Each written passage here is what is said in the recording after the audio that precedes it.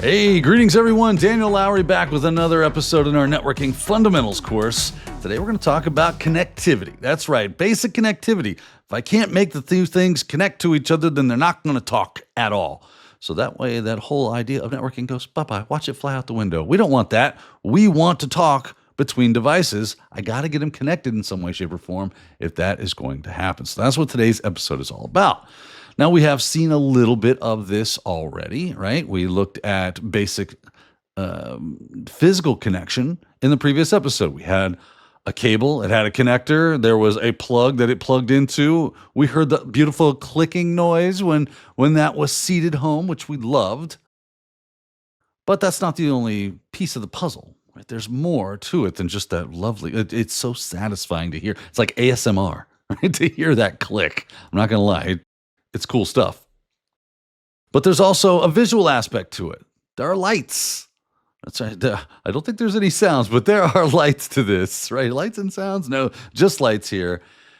And you might see some green lights. You might see some amber, orangish, yellowishy lights. Some are a little more red, some are a little more yellow. Depends on inside of that spectrum. The manufacturer's LED. And then there might just be no lights at all, which isn't very helpful to anybody, is it? No, it's not. But lights let us know that things are going well, and that's what we like, right? It's a visual indication. We are visual creatures. We like to be able to see that things are working, so there are lights on many network interface cards to let you know that that is happening.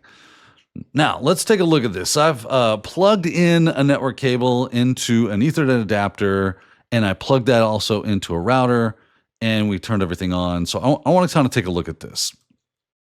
So here you can see me plugging in the adapter, and there is a green light on the back. Now in goes the cable, and we give it a second to make sure that things are talking and doing things.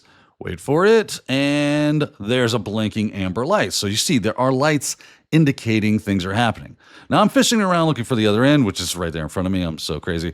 And now I'm plugging that into the back of a wireless access point, hitting the power button. You'll notice lights indicate that power has turned on there as well. And then you can see I'm pointing to the blue light that indicates what port is being plugged into.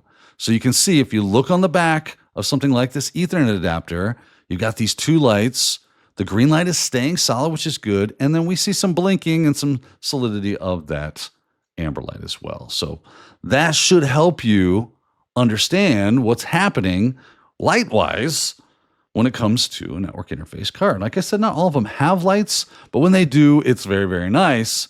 Now, if it does have lights and there are no lights on, that's an indication that it's not plugged in, things aren't seated correctly, things of that nature, right? So you just got to go and make sure that all the clicky things have done the clicky things, and there's power and all that fun stuff. All right, but what about Wi-Fi, right? Wi-Fi doesn't have clickies. It's wireless. But it's still probably the most common way in which we are connecting our devices together in this day and age. Wireless, we like wireless. I can walk around. I don't have to be tethered to something. Wireless is nice. I'm a big fan. Hopefully you are as well. So what does that look like, right? Let's jump into my computer here, and I've got this Linksys page pulled up for the settings of a wireless device. Now, this is where you would be looking for things like, what is the SSID? This is the network name, right? And it even says right here, network name. And this one's called FGW3000 5 gigahertz. Of course, these things can be changed. It can be called OfficeNet, something like that. You can set the authentication, and all this is the fun stuff that goes in here. So obviously, this would need to be turned on and broadcasting. You can see that says it right there. SSID broadcast is enabled. So your wireless devices should be able to pick things up. So my home network, I am a very, very creative person. I call it HomeNet, like that. So if I'm looking for HomeNet on my device, I would want to pick that up. So through like here, I have wireless installed. You can see that it is connected. I would want, my head is probably covering that. I would want to make sure that I see that little white dot next to HomeNet, verifying that I have a good connection with the wireless, and the wireless is on. So I want to turn that on, find the access point that I want to connect to, Click on that, probably going to get prompted for a password of some kind. But once you plug in your password, everything should be good. If it continues to give you a password prompt, or you put in the password and it doesn't connect, you probably just put in the wrong password. And if you have access to the wireless access point like I do here, I can make sure to go in here and check for what that password is and make the changes necessary on my end to type that in correctly to get connected. That's how you connect with wireless access points. So very straightforward. Hopefully this isn't anything too crazy out in left field that you're not familiar with. Maybe though you haven't seen it on both ends of the spectrum where you're looking at the wireless device itself that you're connecting to, and now you're seeing what's going on, where all those settings are inside the wireless access point itself. So there you go. Basic connectivity with both wired and wireless devices. Fairly simple.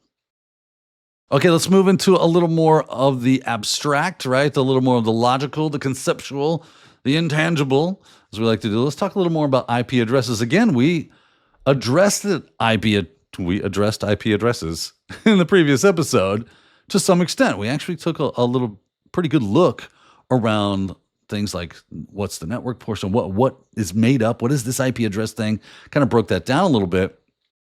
But we also need to, when it comes to connectivity, think about the idea of how do we get that address? Where does that address come from? Do we set that? Does the computer? So, I mean, most of you probably out there have never set an IP address on a device ever. And that's totally fine. That's totally cool. That's the way things should work.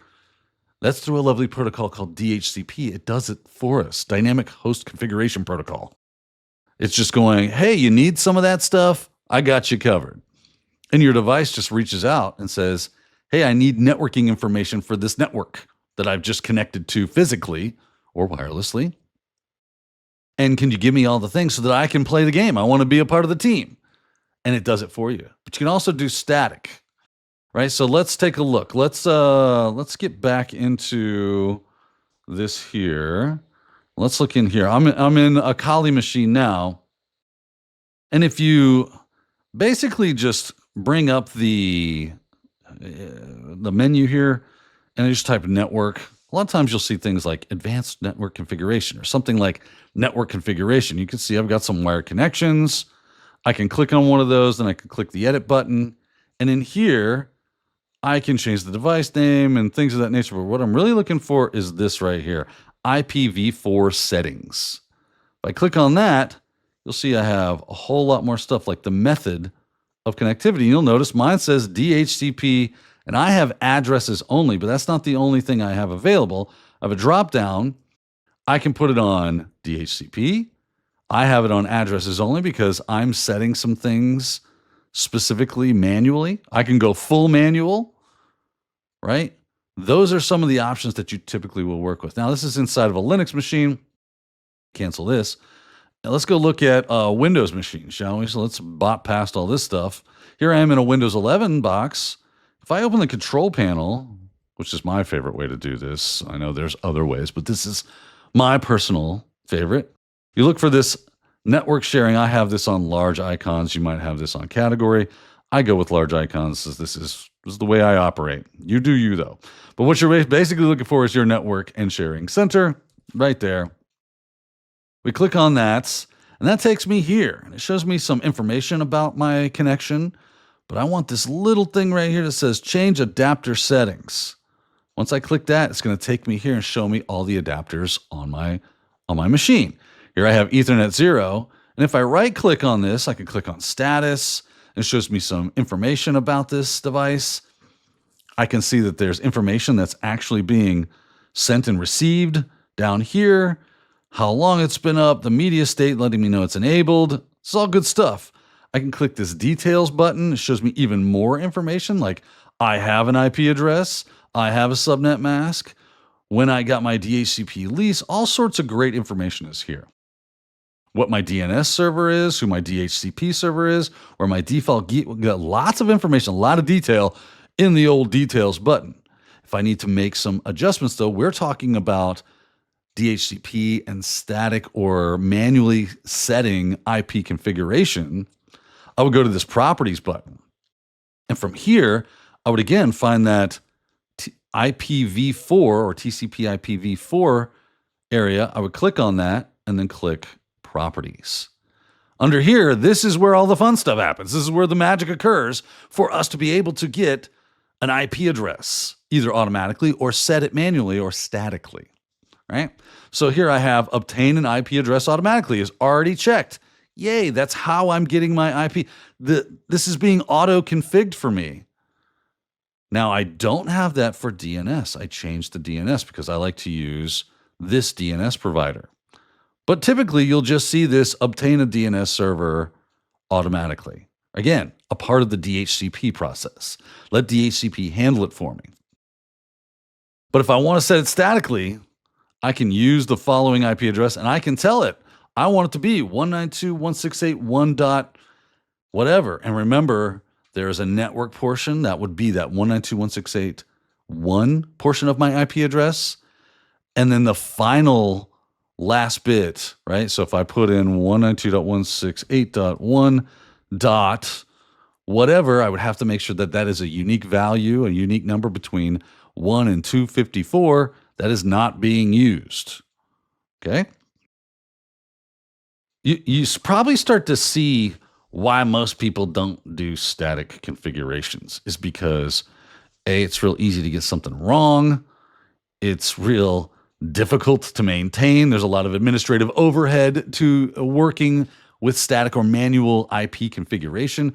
So most of the time, we're just letting DHCP do the heavy lifting on this stuff. There are times when you will want to do static stuff, but you'll cross that bridge together. We're talking about basic connectivity right now, right? But I did want you to know the difference between DHCP doing things automatically and static configurations where you and I are going in there and performing it manually, right?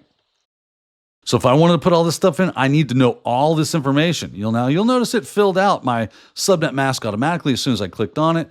But if that's not my subnet mask, I need to know what that is, and I would have to change that to fit whatever network it is that I'm working with. Again, would also want to put in a default gateway. I would need to know what that IP address is. So you start to see, again, why this is really the bee's knees, as it were, to go with that. Now I'm going to cancel out of here because we saw how to do it in Windows. There is another way to do it in Linux as well that I thought would be interesting to show you. And that is by, in Linux, a lot of times there are just files that Linux just loves a file. There's a file called interfaces. It is in the etc network directory. So if I cat that file, which basically just dumps the contents of the file to the screen, if I do etc, it's network interfaces. You can see if I wanted to do this statically, if I wanted to set this manually, I would uncomment. So I would take all these little hashtags off the front of these lines, and I would change these values to whatever they need to be. So I'm setting the address, I'm setting what interface it's on, the fact that it's static, right? I would have to go in and put all this information and make it available by uncommenting it. These little hashtags here just make it to where the file doesn't read that part of the file. No, any of the system won't read that part of the file. So I'm setting the net mask, I'm setting the gateway, I'm setting any DNS that needs to be done. So if I wanted to do that way, I could do that as well. So there you go. The big takeaway here, honestly, is that you need to know the difference between static and dynamic, or DHCP, right? Doing things automatically. Why you would want to do one over the other. So you got to have a really good reason to want to do things manually. And that does occur, but you need to know that. And then if you're working, whatever system you're working with, you know how to get to those bits and bobs. So if you're working in Windows, how do I go and set some DHCP stuff? How do I go and set this manually, statically, if I needed to do it that way? And that if you are doing that, you have all the correct information, because if you don't, it's not going to work. All right, so we talked about subnet masks. Oh, there was one thing I wanted to kind of talk about when it comes to subnet masks, and that's something called CIDR notation. Let me type in IP adder in Linux. And here you'll see that I have my IP address, and then it has this /24 behind it. And that's called CIDR notation, or classless interdomain routing. warning, you do not need to know how to do this. I just wanted to familiarize you with it. That is what this is for. So that if you do see that, you're not going, what is this /24? What's this /16? What's this /business behind my IP address? That's just a really quick way of putting subnet mask. So your subnet mask is broken up into 4 octets, just like your IP address. What I mean by that, and let's kind of go in here real quick. I'll just bring up, let's do this. This will make our lives a whole lot easier here. So your IP address has 4 subnet masks. So does your net mask. That is a 32-bit address. Again, just kind of giving you some basics here. If I have 255.255.255.0, right?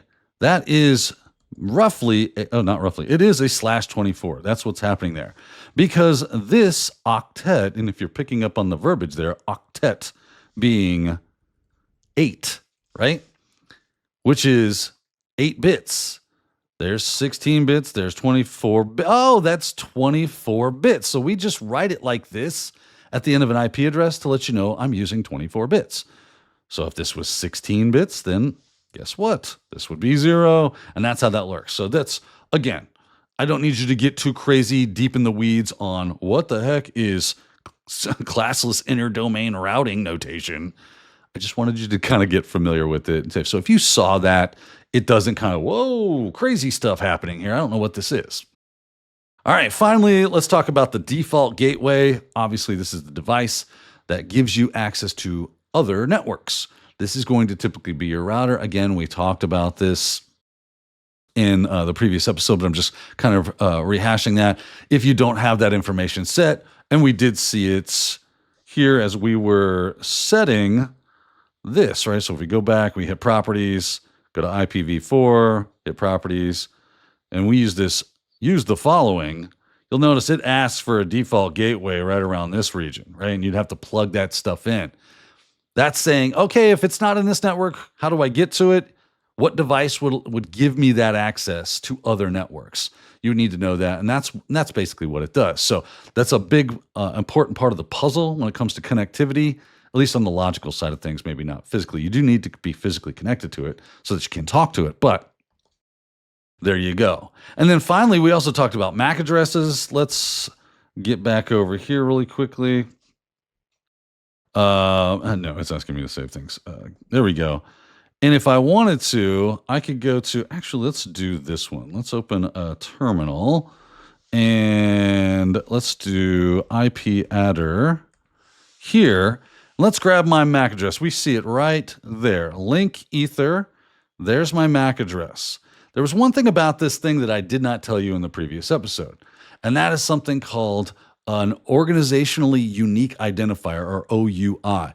Very cool little thing. If you're ever needing to, you might want to know, well, who made this network interface card?